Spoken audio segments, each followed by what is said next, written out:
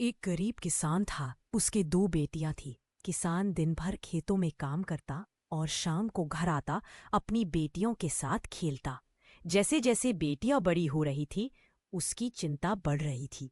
समय बीतता गया, धीरे धीरे बच्चियां बड़ी हो गईं। किसान की चिंता और बढ़ गई, क्योंकि कोई आमदनी का साधन था नहीं और बच्चियों की शादी करनी थी। ये सोच सोचकर किसान बहुत परेशान हो गया और उदास रहने लगा।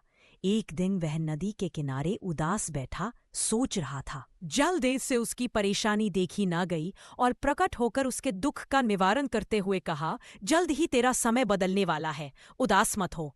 ऐसा कहकर पानी में गायब हो गया। किसान हक्का बक्का देखता रहा और घर आकर सब बात उसने अपनी पत्नी को सुनाई। कुछ समय बाद उस गांव से वहां राजा के दो पुत्रों की सवारी निकली।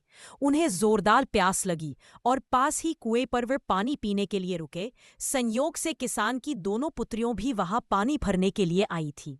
जैसे ही राजकुमारों ने उन दोनों को देखा तो वे उन्हें पसंद आ गई और राजमहल जाकर किसान को सभा में बुलाया और उसकी बेटियों से शादी का प्रस्ताव रखा।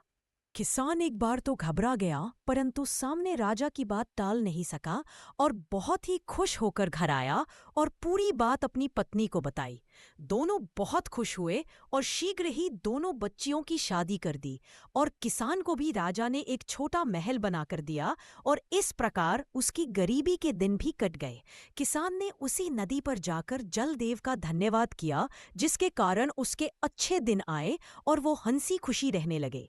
उनकी दोनों बेटियां भी खुशी से जीवन यापन करने लगी। इस प्रकार की और भी अच्छी अच्छी कहानियों के लिए अभी सब्सक्राइब करें।